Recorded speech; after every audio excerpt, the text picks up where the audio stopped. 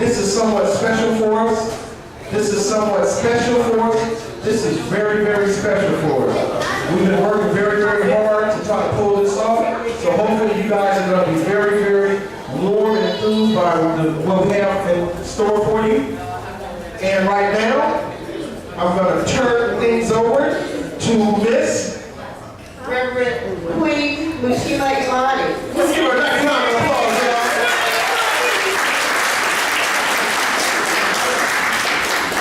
This is a historical moment for Black History Month, an historical event. So we're gathered here in the mystery of the hour. We are gathered here as one strong body. Amen. We are gathered here asking our ancestors to come from the north and be with us and bring us wisdom. I feel it. Come from the east and bring us self-discipline and self-knowing. Yes. Come from the south and bring us courage. Yes. And come from the west where the sun sets so that we can be reminded that every day we can start anew. A lot of new things are going on. We have People's Groceries has a new executive director. It's moving in a broader and a bigger way. And I am honored to be here to say to you that you're the ones that People's Groceries has been waiting on. Yeah. That we are the ancestors to we are the answered prayer to our ancestors. We're standing as seventh generation people Yes. on the shoulders of our ancestors. And what we do is for 7 generations in the future. All right. Ashe? Ashe? Ashe. Ashe. Claim your divinity. Claim your divinity. Claim it. Take a deep breath with me. Because you can breathe that prana, that chi is from the Great Spirit that has made you special. Look around. You don't see anybody else that's you here. Each one of you is a gift from the universe. Yes, we are. Here's the truth. Each one of you has something very precious to do. And I'm going to challenge you to get busy and do it. And tonight it's about partying. So Great Spirit from all around, come. For we are gathered here in the mystery of the hour. We are gathered here as one strong body. Spirit from within, come out and bless us. Ashe?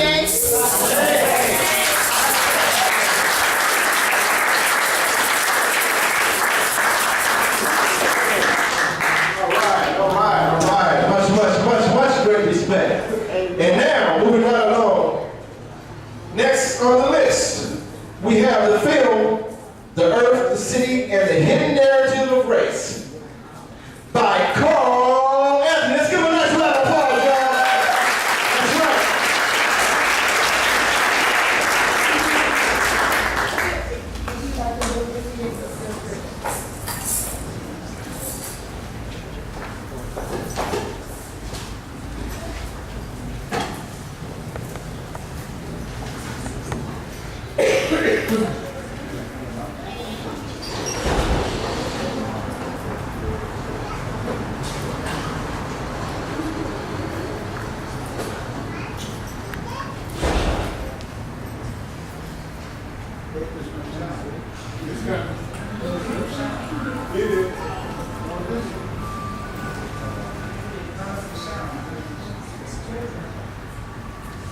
Start over and turn up the sound.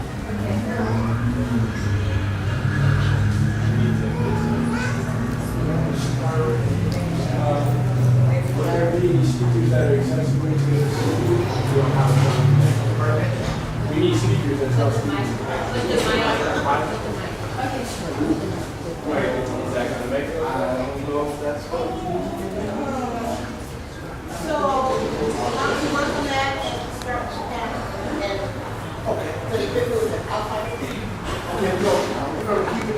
ladies and gentlemen.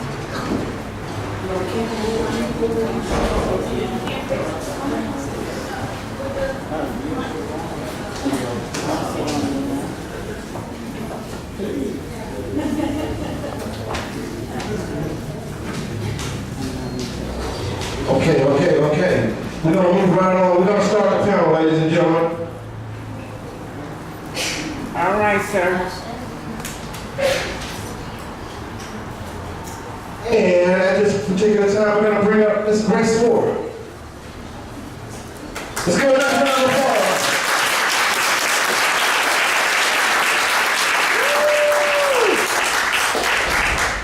So I'm just here to introduce my father, Howard Moore Jr., who's going to be moderating the panel. People may know Howard Moore Jr. for his legal acumen as a young lawyer who had the audacity to take on Angela Davis's case, and for his earlier work on behalf of the civil rights movement and Dr. Martin Luther King. But we, because I thought maybe my siblings would be up here too, would like to introduce you to the Howard we know.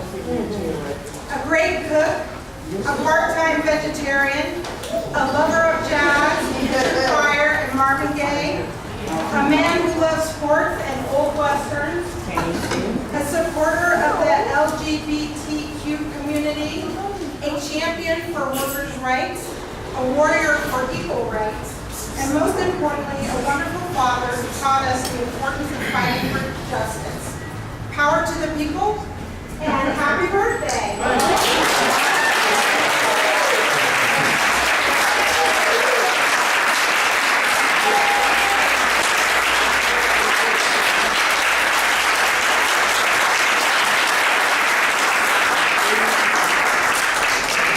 Wow, it pays to get old.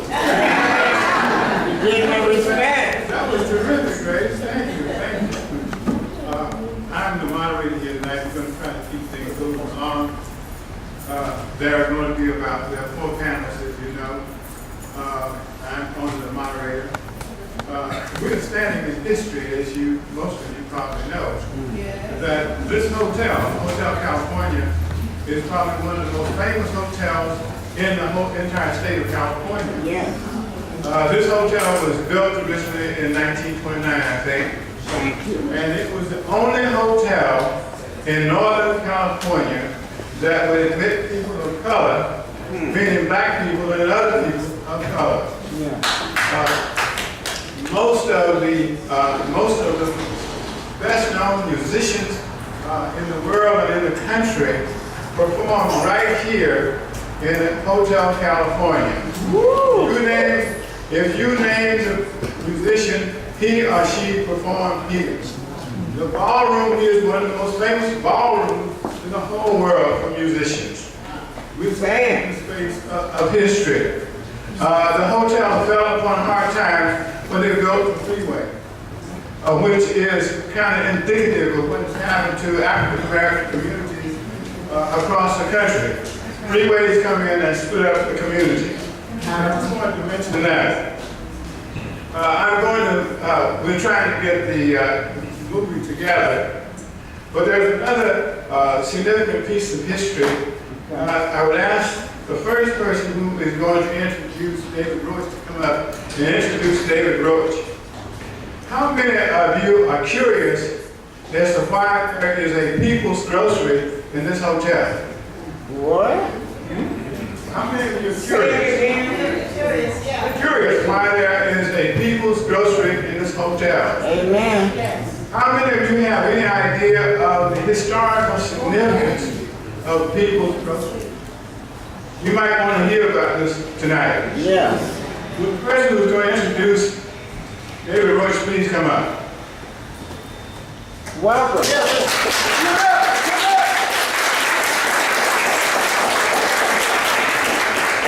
Hi everybody, Right. my name is Brian Lottie, and I have the pleasure and honor to introduce David this evening. I am co-founder of People's Grocery, this People's Grocery here in California, back in 2002, and one of the first people that we went to seek guidance, to seek mentorship, to seek wisdom in terms of what we should do, because I and my co-founders were pretty young, Our original idea was to open a grocery store, and we picked the name People's Grocery, and there's a story around that I think David's going to be sharing tonight, where that came from in terms of our inspiration. But we decided we didn't have a clue how to run a grocery store. We were very young, and we didn't know how to run businesses. So we came up with this other crazy idea. What if we got a postal truck and we turned it into a little grocery store, and we rolled through the neighborhood and stopped at all these central places and sold fresh food? Let's do that. And that became the mobile market. But before we had even a clue of how to go about that, we knew that we needed to go seek guidance and input and wisdom from all kinds of different people in the community. And David Roach was one of the very first people we went to. At the time, he was a teacher at Clemens High School. I remember very clearly going to his classroom after school with Malika and chatting for a good hour. He was very generous with his time. And from that moment on, David was always a very important influence in our work, a very important person who I see and would sort of describe his work as laying the roadmap for future generations around economic empowerment, social justice, self-determination, and key points of how to do that. Healthy economics, the black community growing food to supply to the black community and gaining economic benefit from doing that. The Oakland International Film Festival, I don't know if all of you know that David is the director of the Oakland International Film Festival. 13 years now, is that right? Coming up in April. So check that out as well. It's become a very important institution for Oakland. And so he does a lot of very important work with youth and connecting a pioneering perspective on where the community can go and how to get there. And that's always been an important inspiration for me in my work and in the work that we've done as an organization. David was a director of the organization in the early days on the board, and so he's always been a good friend to People's Grocery. And I'm grateful for that, and always brings a wise perspective and a quality of story and culture and history to the conversation that I always appreciate, because I think sometimes we forget to pause and ground ourselves in those perspectives of who we are, our roots, our cultures, and the vision of where we're trying to go. And David, this person, always brings me back to that place whenever I'm not doing that. So it's my honor and pleasure to introduce David tonight.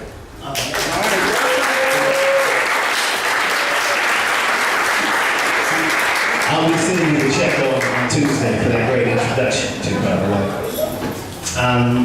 And I'm here today to continue support and appreciation of the vision of People's Grocery legacy. And when we met years ago at Clemens High School, we talked about the name People's Grocery. And at the time, I remember reading the autobiography of Ida B. Wells. And as we know, as the sister said earlier, that we are standing on the shoulders of our ancestors. And when you said People's Grocery, I was like, well, People's Grocery, I remember hearing about People's Grocery in Memphis, Tennessee, that was founded in 1882. And there was a grocery store that was a really good friend of Ida B. Wells named His name was Thomas Moss, was one of the owners of this grocery store, and two of his workers, Will Stewart and Calvin McDowell, the ones who ran this store. And as Ida B. Wells explained, the store set up across the street from a white-owned grocery store. It was in a black community. And when People's Grocery was founded, it started generating a lot of business. And it became a target for the Ku Klux Klan and different groups that were in that particular area. And as the story goes, a couple of children were playing marbles, white kids, black kids, and a fight broke out between the kids, and then one of the adult white men got into it and tried to beat up the black kid, and then the owners of People's Grocery, because they were directly across the street, the grocery store was called Barnett. And so everything escalated, where when they defended the black boy, the media started publishing that there were these black vigilantes who were trying to fight for their property, and later a actual mob came and they defended the store and shot back towards the mob, and were convinced that they should actually turn themselves in. And they were brought into the jail, and there was a black rifle association that protected them. And but after a few days, it appeared that things were going to kind of calm down, and it was then that a mob came and grabbed them out of the jail and dragged them, lynched them, and dragged them through the streets of Memphis. And so Ida B. Wells wrote about this extensively. If you recall seeing pictures of Ida B. Wells, you might see her having a revolver on both sides of her hips. It was for her being such a journalist, where she had a following with her newspaper. And she basically led a movement for folks to move west from that particular area because of this one incident that just escalated. You had, from that group, there were hundreds of black men that were actually connected with that People's Groceries who were even, approached by the mob. And the story, it's really, I would say, really take some time. And there have been some recent pictures posted online. You can see pictures. They have a picture of People's Grocery. I wanted to bring it actually, but it's a picture that was of a buggy that somebody took. And in the background, you see People's Grocery. So it's really the only picture that, you can actually see People's Groceries, how it actually looked. Really nice grocery store. But there was a pattern, as we all know, that happened in areas like Memphis and Tulsa with the Black Wall Street, where you have certain thriving black communities that have businesses, and these were targeted to be brought down. So I hope that's an overview of People's Groceries, that legacy of what Brian was trying to do with creating a grocery store in the community. Is something that we definitely, we need that. We need grocery stores. We need ownership in our community as well. And People's Grocery is, has that particular legacy. So I'll turn it over to the moderator. Do you have any questions you want to?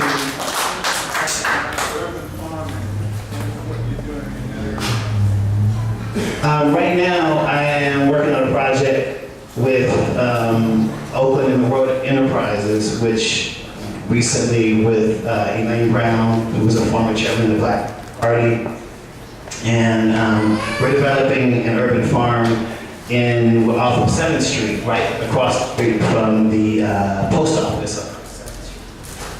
And we're actually doing something which is called river pea gravel growing, which is one of our main things right now. Larry was out there this Saturday, getting his, helping us move a whole bunch of rocks. But basically, river pea gravel contains a lot of the sediments that produce plant food when water hits it. So you have 100,000 years of all the dead frog and the dead lizards that forms a particular type of rock. And so when the water hits it, it releases the plant food. And so instead of soil, we actually grow it growing in rocks, 10th the normal water. And we use a lot of sand underneath the rocks to maintain the moisture from the water. But this project in particular is a vision of Elaine, in which we're developing a co-op, with formerly incarcerated folks. And so I'm looking very forward to becoming a member with people who've been formerly incarcerated in business, so that we can actually grow our own food, create our own markets, develop our own self-sufficient model. And as you may know, there's about 21 million folks who are incarcerated in the United States. I think we're the most highly incarcerated country in the world. So you can look at that also to say, hey, that's a pretty big network that we're looking to be a part of. So 21 million people, we can get 21 million members to be part of this co-op, and we can do it in Oakland to grow our own food, put our own stores, our own community. We're hoping that can become a model to build communities in Atlanta, Georgia, because we're incarcerated all over the United States. Thank you.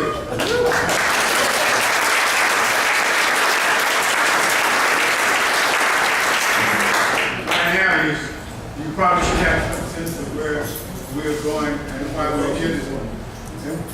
we're here this evening. To draw on our past, understand the problems of today, and to articulate, I think about, before we articulate, choices to move ahead in the future. With respect to the People's Grocery, one of the things that happened, three men were lynched. And one of the men who was lynched, as he lay dying, remarked that we will never get justice here. Go to the Western Territory. And some 6,000 or more African Americans migrated westward as a result of that incident. I'd like to call on the next instance for Patricia Williams, Sister P. And I want to say that with respect to the introduction, make them short but fat. And by that I mean have a lot of content in it, but we only have about an hour, and we want to give the people assembled here an opportunity to ask some questions when all of the panelists have had a chance to make their remarks. Would next introducer come forward, please?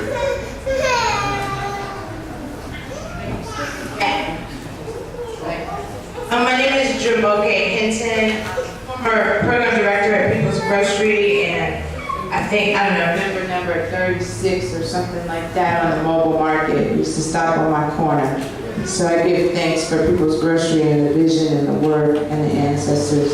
So I get to introduce Patricia Wright, West Oakland resident since 1945. She has 4 children, 21 grands, 6 great-grands, 5 generations here. Her parents want to acknowledge these elders that gave life to her. Her father is 101 years old. Her mama is 95 years old. So we're pretty sure that she learned a whole lot. One of the things that she does in our community is heal us. She is an herbalist. She has been a sister, a mother of the movement, partner to Huey Newton, and she has amazing stories about this space, about those folks that flowed through these places and through West Oakland, and I know continues to do her work in community right now. So I stopped. Hope that was deep enough. She's deep enough. Let her go deep for you.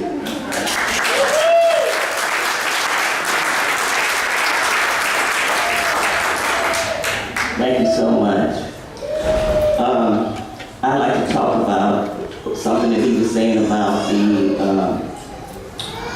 food. I'd like to first start with talking about how important it is for us to have good food, and how my mother and father are still living at their old age, and neither one of them are on any harsh medications. My father's on a calcium pill and a stool softener. My mother's on a multivitamin.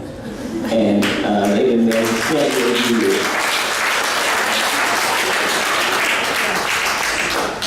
You know, we migrated from Arkansas out here in 1945, and I was 2 months old. It's been 70 years almost. And the importance of food is I'm doing is something that's called age reversal.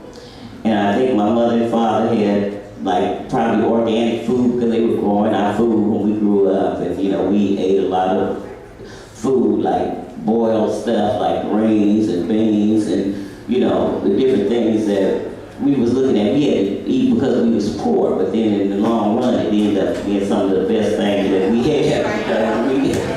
You know, we didn't come out too bad. And I'm interested in health and nutrition, but I'm also interested in history, our history that, like, I hear everybody talking about the groceries now. I guess it was back in 70, maybe 4. I applied for a grant to do like a little small farm, it would have been, and you know, I had enough land on my own place that I was renting from Section 8 to do that. And I have a line of cosmetics that I've been working on for 47 years. And I was going to use the food to give to the senior citizens, and then I was going to take the rotten food and make cosmetics out of it. And they didn't give me a chance, but I would like to congratulate everybody for these many years later that now that, you know, it did happen. It took a long time, but it did happen. But, you know, some people was working on things anyway as time went on, like kind of like under the cover to make things happen. And right now, I'm working with Dr. Ralph Peterson, who is a gastrointestinal doctor in East Oakland on 105th. He's been there for 33 years. And I met Dr. Peterson a couple of months ago. And I'm an herbalist. I'm now his herbalist. And with just food, I have cured 1/2 of his cancer in 8 months.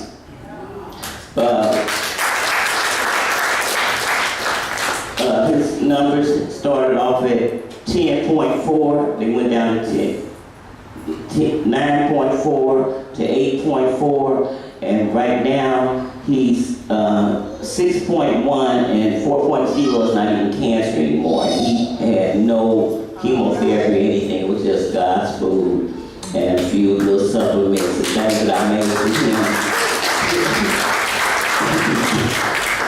Dr. Peterson is one of the doctors that's working on, with Alameda County, is a program where they're curing Hep C.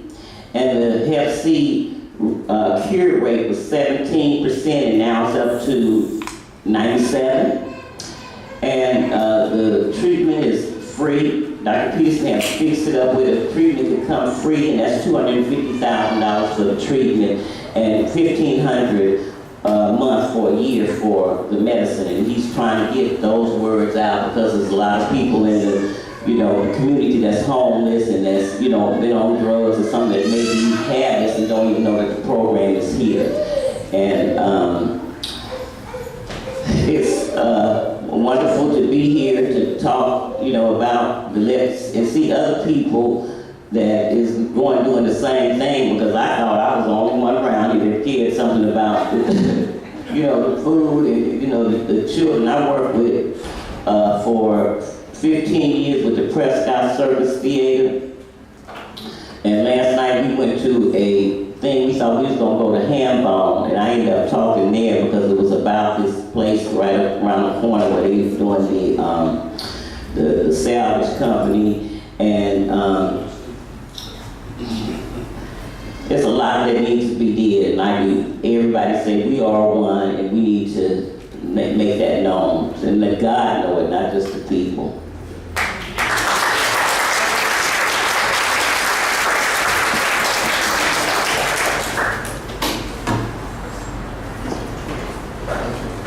We're going to show a video in a second or two, but I hope that people here have gathered from what has been said so far that food is your medicine. Yes. Now understand that when you eat, you are engaging in a chemical and a physical process.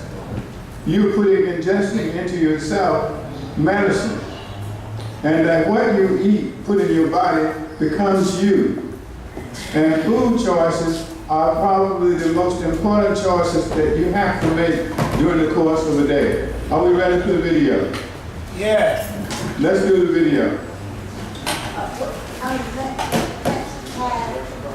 Introduce power person, and he has to. Greetings, everybody. My name is Cad Smith. I work for the Ecology Center in Berkeley. I've been given the honor to introduce a remarkable man who has recently been an emerging mentor in my life, and I look up to tremendously.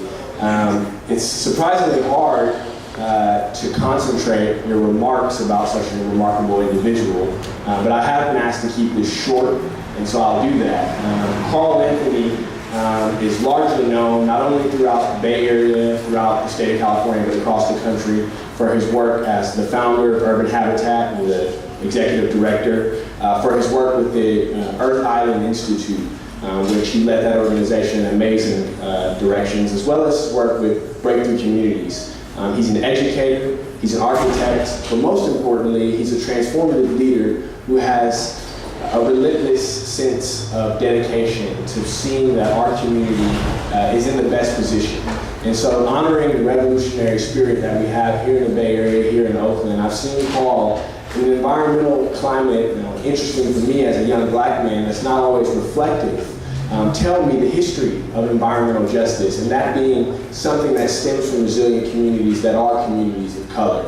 Having him pass on those intergenerational lessons, I'm not able to articulate how important that is and how motivational that is for young people like myself who are currently working in this movement with the intention of dealing with the solution or creating the solutions for tomorrow. So in my time getting to know Carl Anthony, and in my time being able to soak up the knowledge that he just so effortlessly exudes, I've learned that this dutiful sense of dedication to being a part of your community, to acknowledging the leaders in your community, is something that is really going to be what helps us build the bridges from the answers of the past, which I think tonight is focused on, the history, the wisdom that we have in our past, and the necessary solutions that we need to deal with the problems of our future. So I really just want to thank Carl Anthony for all that he's done, not only for myself, but for my community, for the larger community, for people of color in the environmental movement, and really commend him for his sense of duty and his dedication.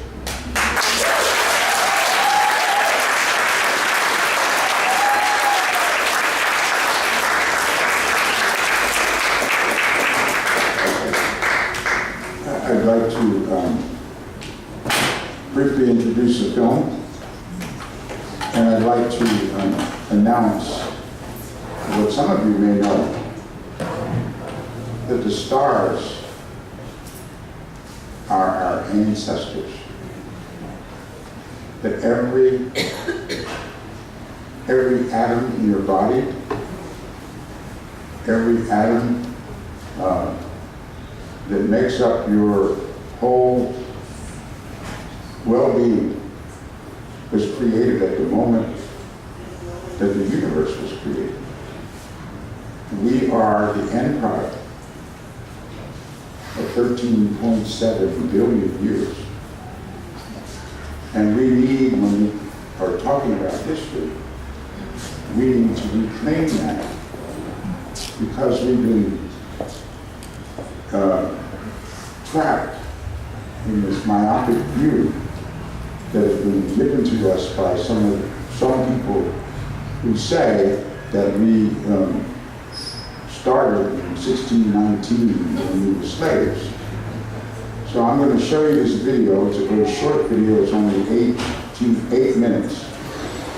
But it's a story of the universe, and it's also the story of our ancestry, going back to the emergence of human beings in Africa, and then coming up to the present day. So can we have the video?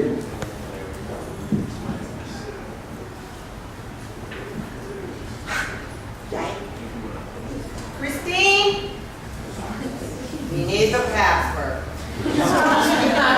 Computer speaking. To the internet? No.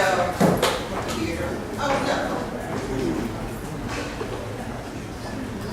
Carl, top down.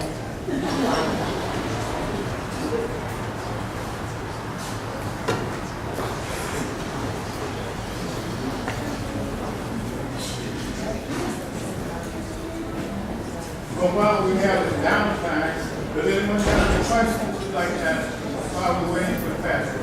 Any questions? Any questions? And here's Christine.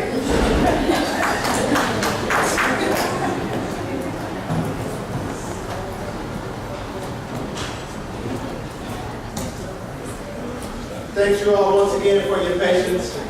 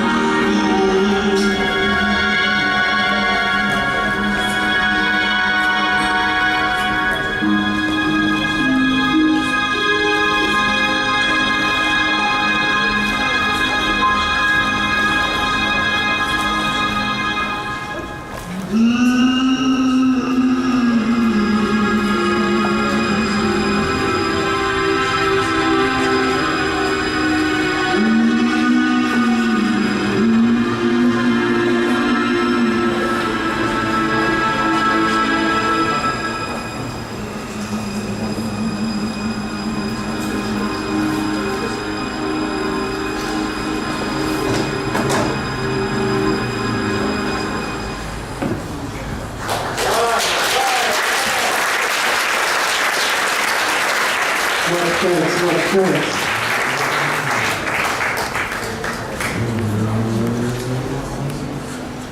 We're actually living at a remarkable moment. And as we look at our most recent history, the foundations that have been laid in the city of Oakland, with the Panthers, with Congressman Downs and his uncle, with the Brotherhood of Sleeping-Car Porters, and hundreds and hundreds of events and activities that we know that have come out of our recent history, Black Aquarians, and many things that have been happening. And this history is built on a much larger history. And we are beginning to see in the environmental community and around the world that we're actually at a new point. And the new point that we're at is that we're beginning to understand that we are tracing our history to a much, much older reality. That as we step forward in today's world, and especially as we think about the major trends on Earth, for example, climate change, we need to think about and go back to the origin of the human beings in Africa, and really begin to understand how our communities began to emerge out of the cataclysm of the Earth and climate change some 10 million years ago. And as we try to reconstruct this, we begin to see that there's also a path that allows us to go beyond some of the conundrum that we've been involved in. And so I'm wanting to introduce tonight a way of thinking that allows us to begin to claim this long heritage that has been hidden from us, and gives us an opportunity to think about ourselves in new ways and to do it consciously. So we know much about the human history. We know a great deal about the ancient cities of Africa, the evolution of our communities. We know about the slave trade. We have discovered how much the slave trade contributed to the evolution of the human communities and the exploitation of our people.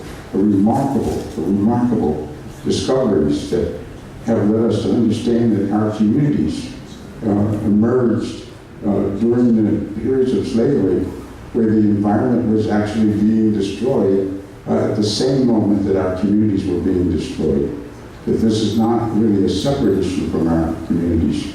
And then these kinds of observations became extremely prominent as a result of the Hurricane Katrina, where we saw that the forces of the atmosphere were actually responding to the destruction of our economic system on the life support system.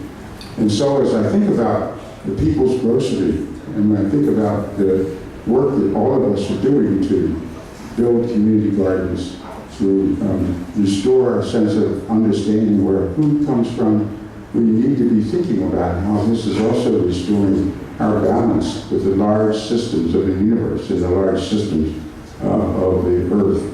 And so I'm going to leave you with these comments to think about our history in a much broader sense, as we also think about our history in a more recent sense. Thank you very much.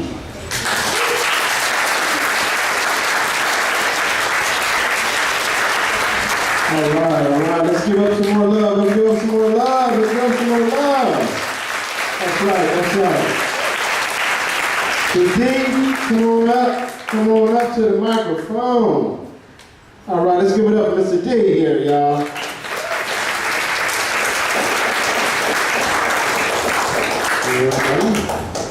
My name is Dennis Terry, and I have the honor of introducing Gail Myers, who is a doctor of anthropology, got her PhD in 2002. She's a founder and executive director of Farms to Grow, which began in 2004, which is an organization that gives a lot of support to black farmers, help them find markets. And she's been working with a lot of farmers, black farmers, bringing produce to the inner city and helping people in the city. Right now, like in Oakland, with the Freedom Farmers Market, which she helped founded, bringing food to the inner city for people who don't have access to fresh and healthy foods. Because as everybody knows, we have a lot of us live in food deserts and don't have access, so she's helping bringing both of these worlds together, the black farmers and inner city folks. And then she's also currently working on a documentary called Rhythms of the Land about black farmers in the South. And as far as I know, there has been no documentary on black farmers in this country. And a little bit that I've seen of it, it looks like it's going to be a great film and something that people will need to see. With that, I'll turn it over to Gail.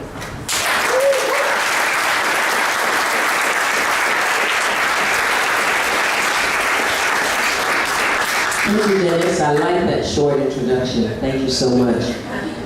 I'm a cultural anthropologist, and how I got involved in this work, and I want to give honor to all of my panel colleagues. David Roach, building the Freedom Farmers Market is certainly building upon the work of Mo Better Foods. As a matter of fact, before I came to Oakland, I learned about David's work in '98. This Certified Organic Farmers had published an article about that, and I had an article published in there too. So as soon as I came to Oakland, I made it my point to work with David. But it's such an honor to be on the panel with Mr. Moore and Mr. Anthony and Sister P. And talking about this connection to our past. So what I did when I was in my PhD program, I was going to Ecuador like a good anthropologist. And then started talking to my advisor about black farmers, and I thought, man, I don't know very much about those roots of myself. So then I ended up doing a dissertation 5 years later called Sustainable Communities, Black Farmers in Ohio. And what I learned from that is that we got some real deep agricultural roots. And those roots, for me as a cultural anthropologist, talked about community, because we are nothing but community. We look in the mirror as a solo person, but we really are each other.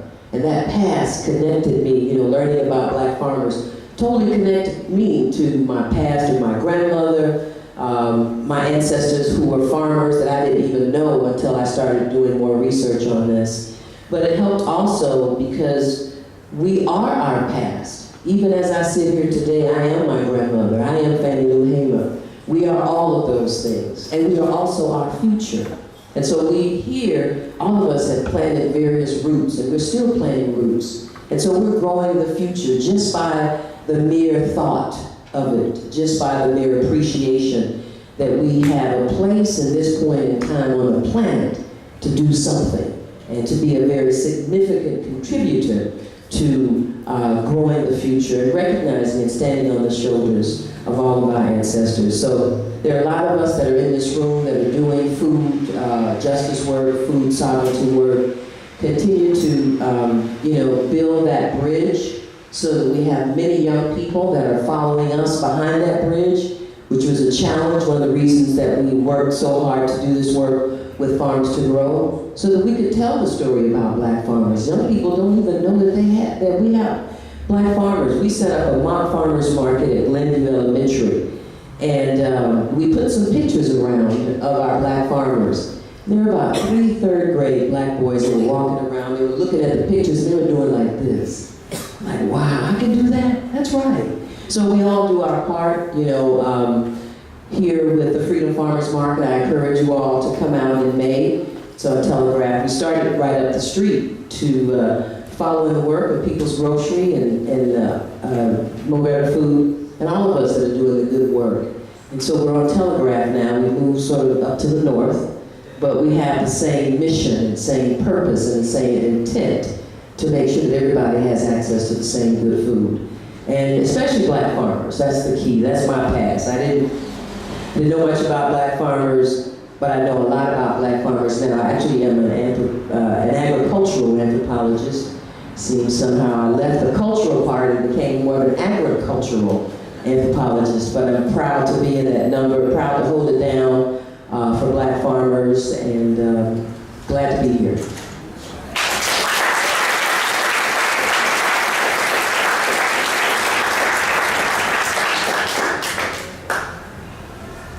Thank you. We've covered all of the family stamp, and I believe that most of you in this room now began to sense the interconnection between the past, the present, and the future. But most of us don't acknowledge that the present that we have in the world, in the Western world, is built upon the backs of Africans. That it's the labor of Africans that built modern capitalism in both Europe and the United States. And we have to acknowledge that past. But not only do we have to acknowledge that past, we have to compensate the victims. No people on the planet Earth have ever endured what Africans here in the Western Hemisphere and in Africa endured.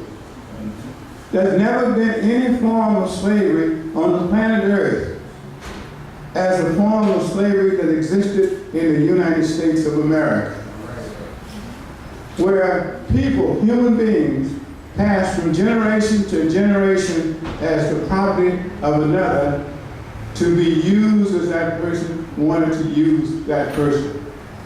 So we have to acknowledge that, because there's many things as Americans and as Westerners for which we can be justifiably proud. But it's a false pride until we recognize the contribution of the Africans, the people of color, to our accomplishments. And never can we be the people that we claim we are and the people that we want to become until we do that, until we compensate those victims. The future lies in recognizing and making amends the errors of the past. There are things that each of us can do in our own lives. One thing that we can do is take responsibility for our health. Take responsibility for what we put in our mouths. We have to understand that the fried chicken you get from KFC is not the fried chicken that your grandmama cooks. Because when your grandmama cooked fried chicken, she didn't take it out of the pot and you start eating it. She took it out and put it on a piece of brown paper and let the grease roll out before you ate it. And when your grandmama back in the country during the farming days, and she knows this because she studied it, that when you were going to cook a chicken, you would take the chicken and isolate the chicken for a couple of weeks and feed them a special diet so that they would be healthy and fat and fresh. You did the same thing with the pig, but I shouldn't say anything about the pig. And I want to say that the reason that I'm wearing a shirt and tie and a suit tonight is in honor of Malcolm X. Malcolm X was assassinated on February 21st, 1965, and in the month of Black History. Another person for whom we don't give acknowledgement to is the Honorable Elijah Muhammad. The Honorable Elijah Muhammad is one of the first people to bring the attention of Black people to the importance to eat right. When he published in his paper and published a book, He Lived to Eat Right. And he emphasized staying away from the pig, but that was too much for us to do. Are there any questions or comments? We'll take maybe about 5 minutes for questions or comments. Does anyone have any comment or any question you want to ask any particular panelist? Yes, sir. I have something positive to say about Speak up, Mr. Gabriel. I had something positive to say to you about the way you unify space and time. And I just want to throw it in, and I know that you know this, that in physics, that quantum mechanics is proving that we're living in the past, the present, and at this time. The unification of that, which you know, because I heard what you had to say, and what you've experienced in life, is showing that the point of resonance is now. And to understand what the past is, and to unite that within yourself in a culture, galactic understanding, beyond just planetary, that's the step, and I know that you know that. And I want to give you credit for understanding that. Anyone else? Anyone else? Speak stand. Yes, Mr. Moore, I really appreciated your comments about reparations. I just wondered if you might give us some advice as to what you think might be first steps in moving in the direction of reparations as a remedy for centuries of savage white oppression.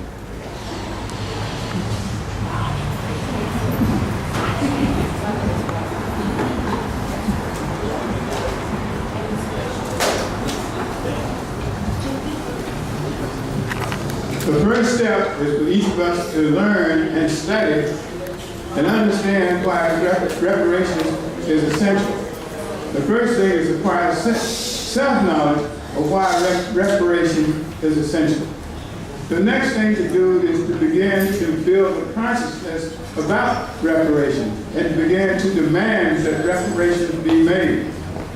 And we have to understand what we've been through. We have to understand the nature of slavery, regardless of how painful it may be. We have to study it. We have to study it in detail so we can make the case for reparation. Because people say, well, that happened a long time ago. So what? It may have happened a long time ago, but its effects are present here today.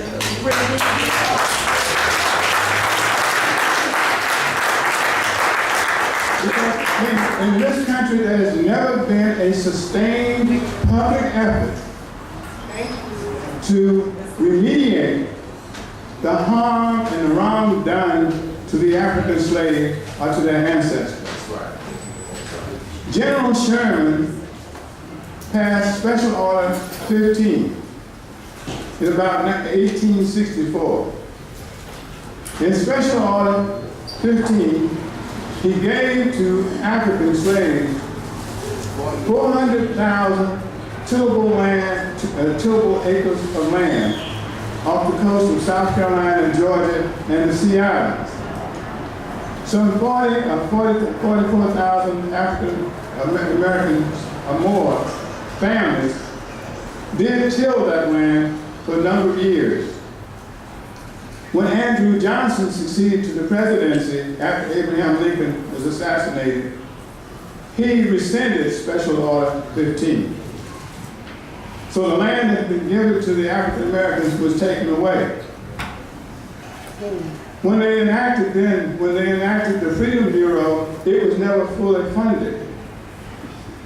So the help that was promised to African Americans to transition them from slavery to freedom was never given. In our recent time, in our lifetime, in the 1960s, we had a movement of very short duration. They enacted the 1964 Civil Rights Act, the 1965 Civil Rights Act, the several Civil Rights Acts in 1968. Then Richard Nixon was elected, and then the Southern Strategy took place. So where in the history of this country has there been a sustained program to integrate and to bring into the American society the African slave? So we see that effect here now in people who don't have the proper education, don't have understanding of health, or don't have cultural attributions that are required to live in a modern industrial society that's even gone beyond being an industrial society to some other form of society because of the digital age. And the question was, what do we do about reparation? We have to learn about the conditions that make reparations necessary. And we have to have the courage to step up to the plate and demand it.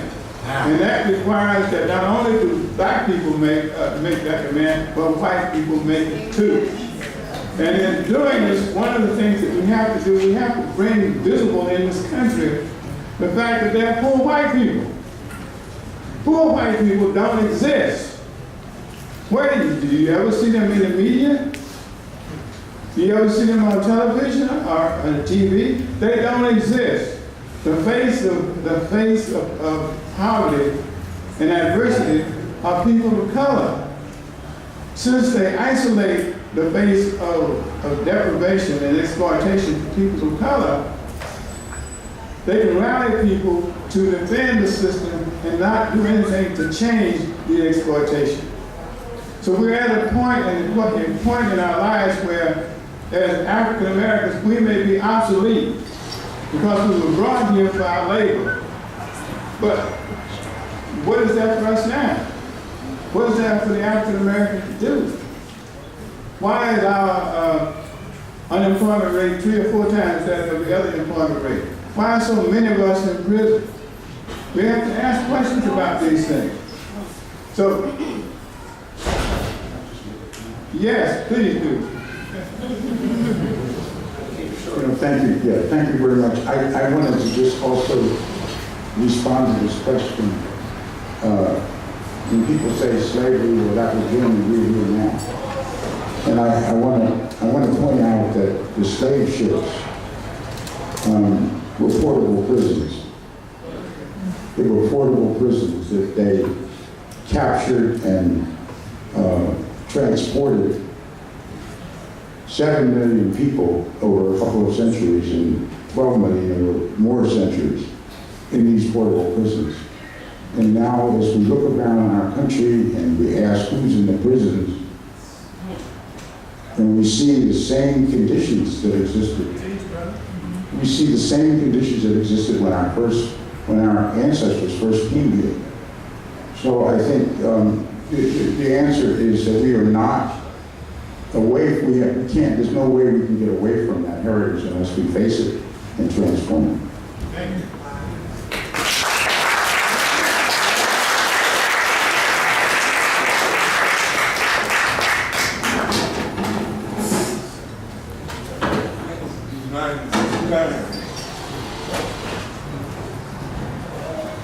Greetings. Mr. Carl Anthony, I liked your film. One thing I think you left out is the legacy of the Moors that basically re-civilized Europe prior to slavery. And I think that's important because we need to be able to understand that we were builders of civilizations and empires, and not just kings and queens. I want to try to make this concentrated and potent. The symbol in Kemet for peace is a table with a loaf of bread on it in the shape of a diamond. That's peace, food on the table in the shape of a diamond, which has to do with a lot with geometry, engineering, civilization. We came here with skills. Booker T. Washington, I think, needs to be studied again by all of our young people. Up From Slavery should be, every brother should read that, every sister should read Up From Slavery. And I'm making a statement and I'm asking a question at the same time. We're talking about reparations, we're talking about food. What about land? And black people getting land. A resurgence of us getting land, because land is really what we're talking about in terms of empowering ourselves to grow food. Because food is peace. If you can feed yourself, you can lead yourself. So my question to you, panel, is the issue of land. Thank you.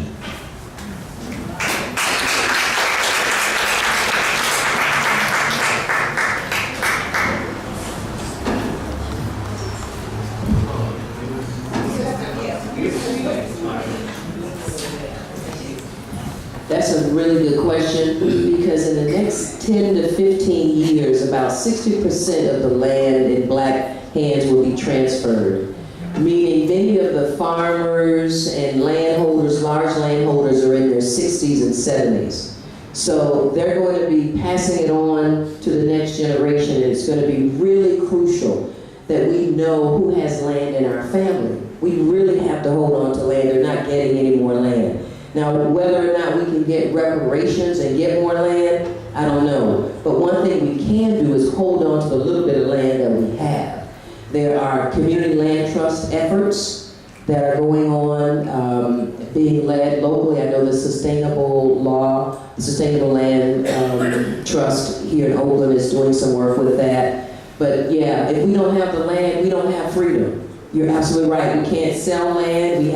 We need to stay on it. And, you know, as much as we can, cooperative, even if we develop a cooperative farm, you know, 5 or 6 folks go together, you know, get a loan, and buy a farm, or someone you know is transferring the farm, get together and get that land, you know. Support folks that are doing that work. Farms to Grow, we work with farmers. We need volunteers to go out and help farmers get that land into production, help write business plans. It's a, you know, it's a constant work, but it's a work that we know that we have to do, so, yes. Sister has a question. Yes, go ahead, sister.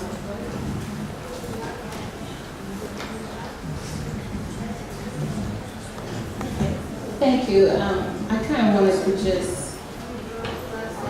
follow up on Brother Lunaconda's question, because when you talked about reparations and making demands, African people in this country have made demands, and we signed thousands and thousands of signatures that one of the black congressmen put before Congress to vote on. So, and then also, we know that the Jewish people were compensated for being in concentration camps, and also the Asians that were put in concentration camps, they were compensated. They're in San Francisco and all. So we are almost like no one's really paying attention to us. And I was hoping that Obama would do something historical, besides just being a black president, but doing something historical in action and give us reparations. And I don't even really think we can talk about land without so mentioning our Native brothers and sisters, because this is actually their land. So anyway, what can we do to further the demand, I guess, for reparations? Y'all really want to work? Do you know about the city? Let's keep running farm.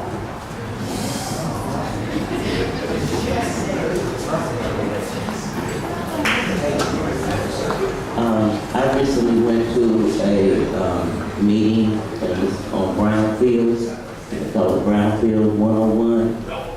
And those are places where maybe need cleaning up. Like Emeryville is actually a brownfield that has been developed. And I'm looking at it like, well, this is a chance here for us to get a little land, because, you know, you got to clean it up and dig down 5 feet or whatever. It still could be gotten, and there's a lot of brownfields in Oakland, and they have been identified. So we just started getting together, like somebody else said, and come together as a co-op, which I'm spreading the word, because it is a lot, and it's all the money is there for EPA, HUD, and all these other people come in. So, you know, we didn't already work the land, so let's get to work again and clean it up, and that'll be ours.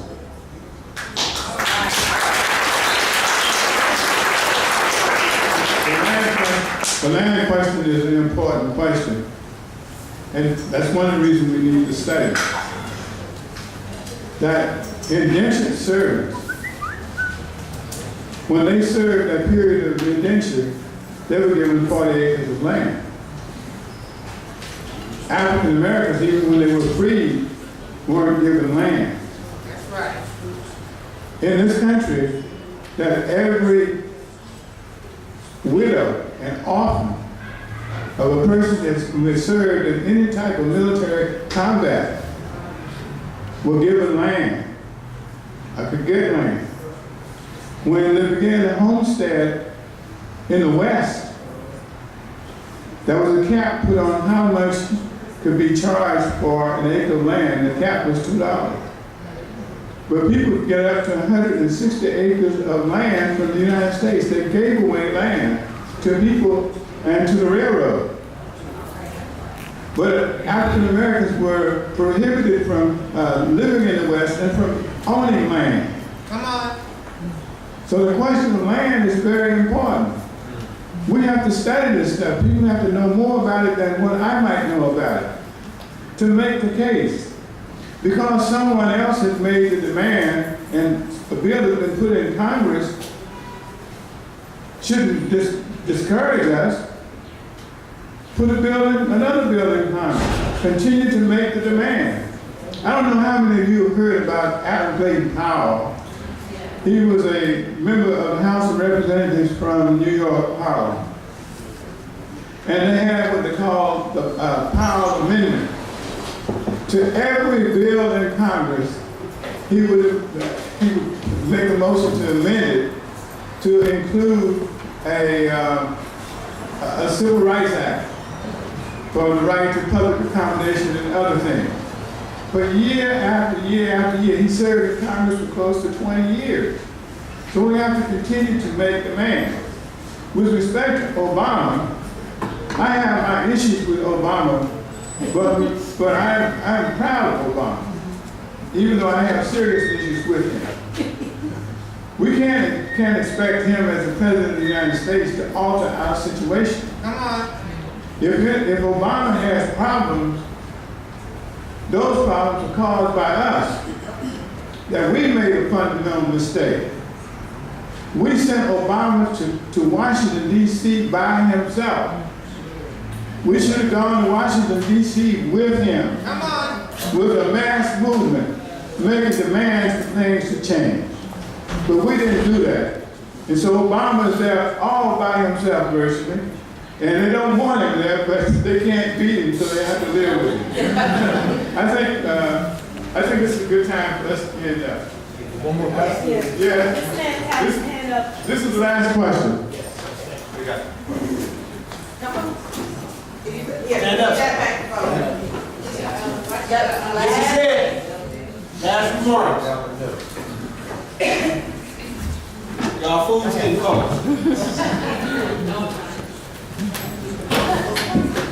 None of you really know me, but I'll give you a little bit of a thing. I came out of the Civil Rights Movement in Atlanta, Georgia. I was in jail with Martin Luther King in Atlanta to fight to end discrimination in the restaurants and the places where you could go and get a bite to eat. And I stayed in jail for 83 days after I had gotten out of the hospital with a serious illness. But I did it because I was fighting for all the peoples of color's right, and especially black people, to have the right to go wherever they wanted to get a bite to eat. I later moved to California because I want to expand the right of black people to fight for justice and equality and fight for opportunity. I'm 76 years old today, so you know I've been fighting for a number of years. And I will continue to fight till the last breath in my body leaves it. Because I believe that what we started back in Atlanta, Georgia, and around the country must go on all over the country. Now, I am somewhat disappointed in our young people who are going out now dealing with drugs and all these other misguided things and not paying their attention to getting a decent education and advancing themselves as we fought for back in the day, to advance the progress of our people, young and old. I haven't stopped fighting. I will fight to the day I leave this earth, because I believe we all must have our freedom and live in dignity.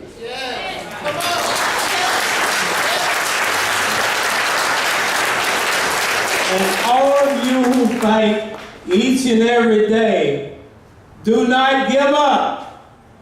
Do not give up. Continue to fight. I will fight till I can't walk anymore. I will fight till I can't talk anymore. I will fight till I can't listen anymore. But I will fight for your right, my right, and the right of all the people who are oppressed in this country.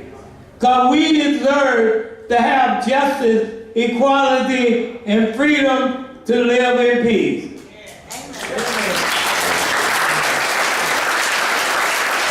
I admire all of you. Thank you.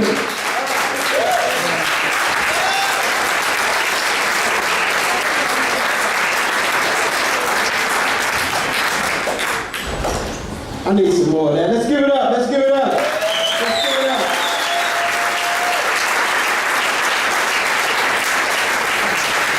On behalf of Howard Moore, let's give it up. Mr. Paul A. Anthony, let's give it up. Promoter Hidden Hodge, let's give it up. David Rose, let's give it up. Gail Myers, let's give it up. Brian Money, let's give it up. For yourselves, let's give it up. Let's raise up on our feet. Let's give it up for everybody in here. Because you all are important. You all are special. That's why we can do it louder than that. Come on now.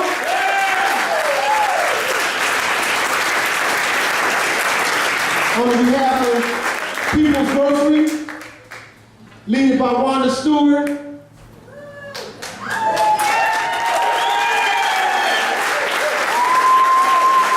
and last but not least, we wouldn't be able to do this because, you know what?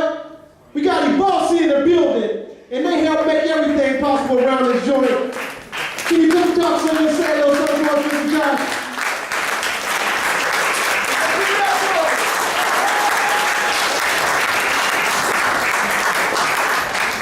Thank you very, very much. I am so honored to stand with all of you.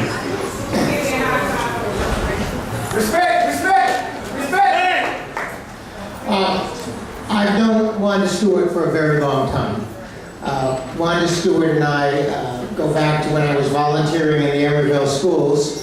And the Emeryville schools were Partners Power Student Success.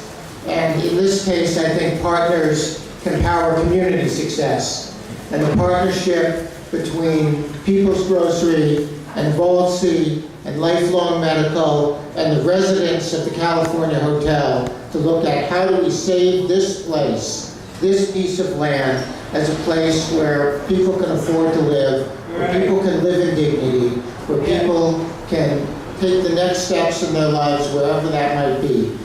That's been a partnership that I'm very proud of and that I'm honored to be a small part of. The Emeryville schools challenged staff, and Wanda was one of the leaders of the staff that were challenged to come up with our guiding principles. And I'd like to read to you the guiding principles that guided our work that Wanda was a part of writing. We hold high academic, social, and professional expectations.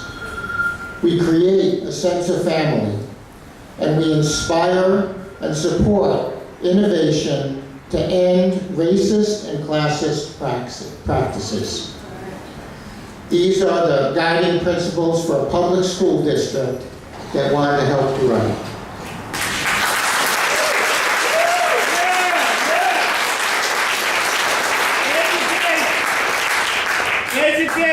And in her new role as an educator with People's Grocery, I'm very excited by the potential to build on the great work that People's Grocery, the residents, the Balsey, and Lifelong Medical have done so far, and to take this to another level. Wanda Stewart, you're amazing, and I'm honored to continue to be able to work with you.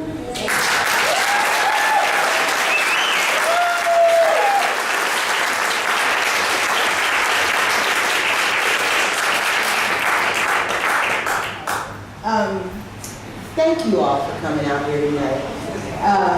This is sort of my maiden voyage with People's Grocery, and it is only intended to give you a taste of what is possible when we bring this kind of wisdom, right, and this kind of community together and grow food and educate people and work together cooperatively. I think Sister P was absolutely right. Reparations is a wonderful thing, and we should have some folks working on that, but while they're doing that, there's a whole lot of work we can do together and cooperatively to feed our people, to feed our community, and to really improve this world.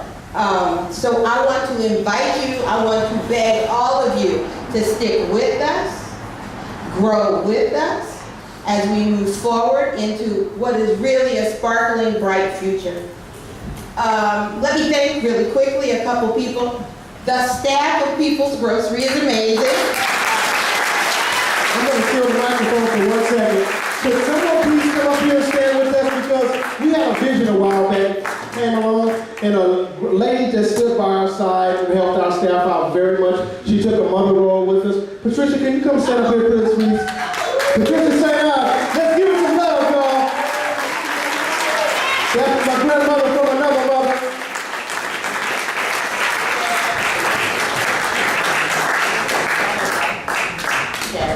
Carolyn. Or Carolina. Carolina. Christine. Heather. All the staff. Kelly, where you at? All the staff, come on up here. Come on up, show your face in the place. We got wonderful volunteers. We got people that got gifts that were given to you tonight.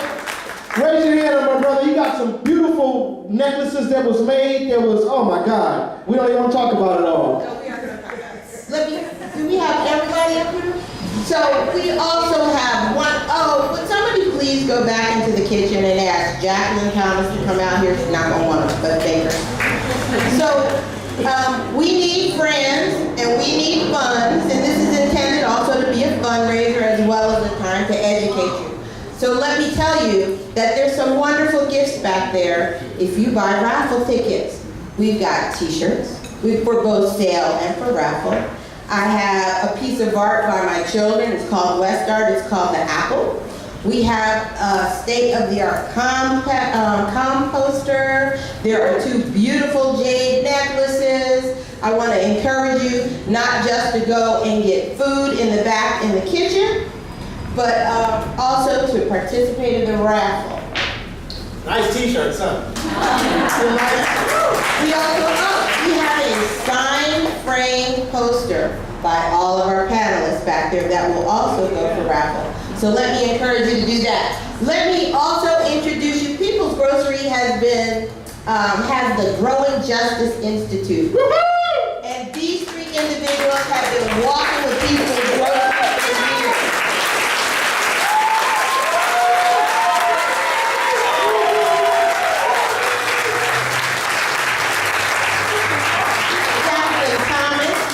Carolina Santos, and Billy Page.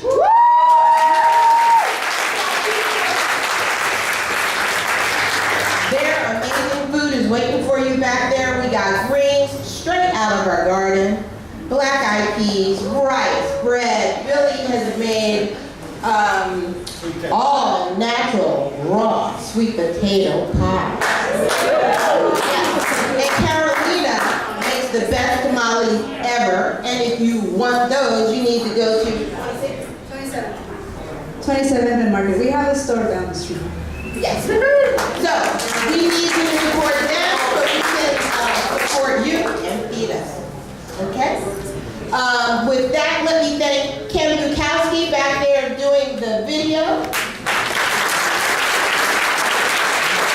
And then we got Ken, who's the mayor of Emeryville at first, and he worked with us on that Emeryville stuff with Josh. We have Nate Hendricks, he's going to be our DJ.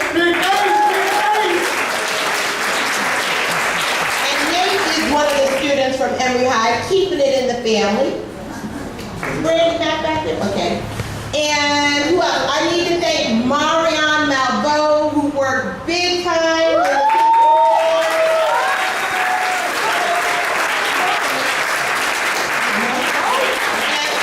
Marion has donated a beautiful shawl for our silent auction. We need to thank all the staff of Ebalsi. Who are you? Raise your hand.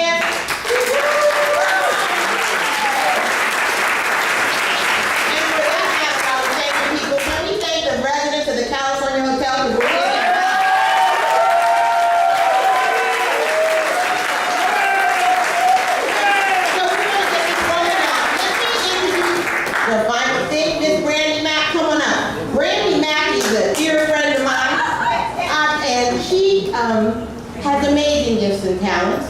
She is running a program called Girls 2000 over at Bayview Hunters Point.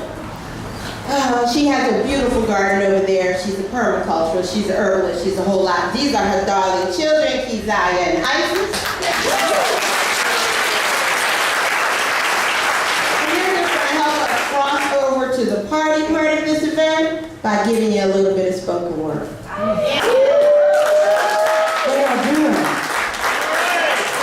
This mic is hot. I didn't have time to write something, and it was good because I just came out of kicking it with Dr. Joy today. Push, smack, slave.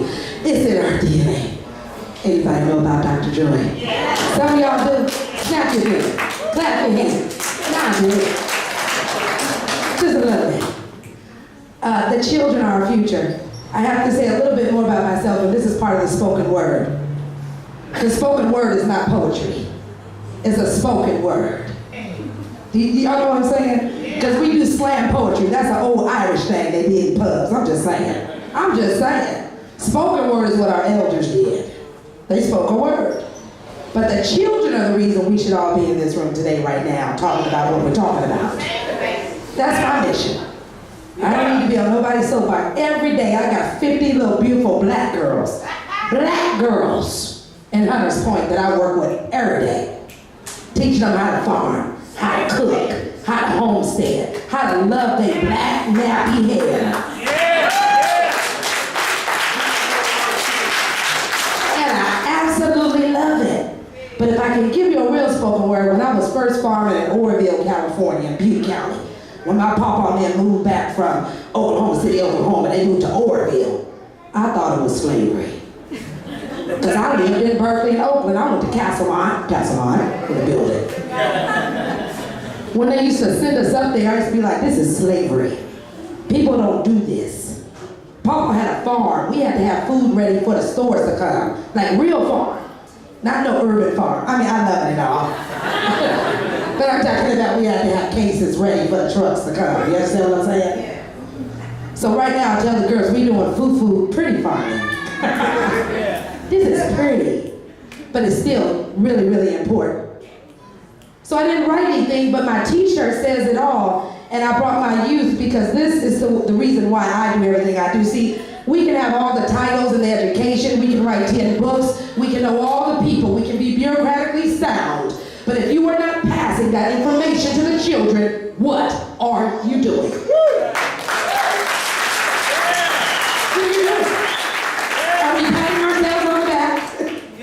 Taking it up. The shirt simply says, and I brought my baby girl because she's like the interpreter, okay? She is the future. Her body just makes movements when we start talking. She just starts moving. I implore you to come see her show called Warrior with Destiny Arts coming up in April, right?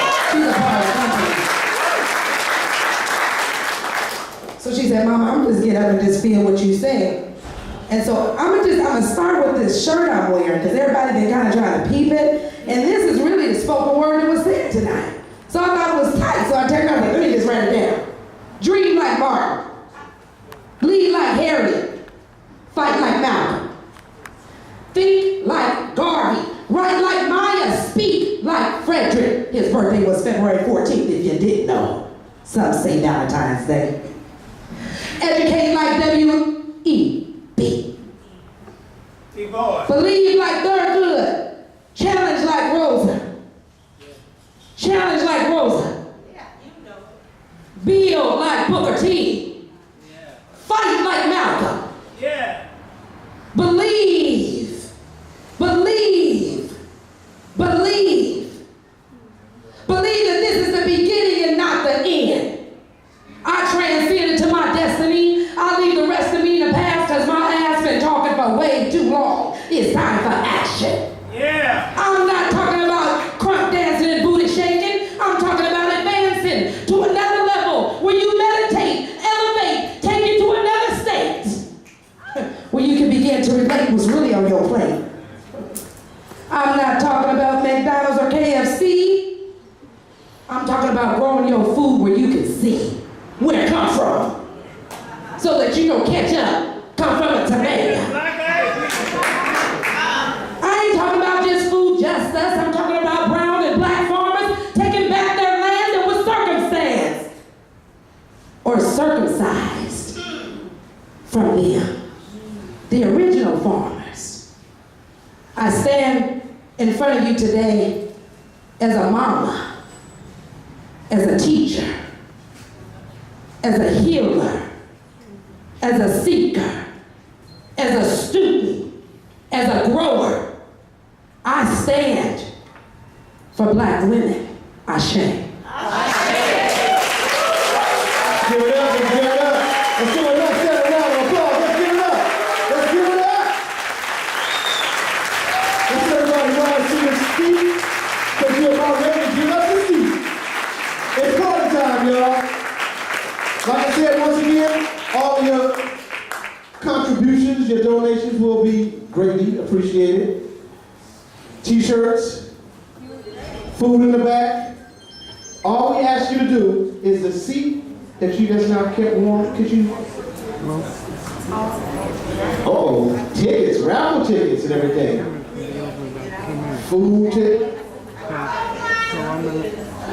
And let's go to your wallets and go get your tickets, y'all. Go get your food, y'all.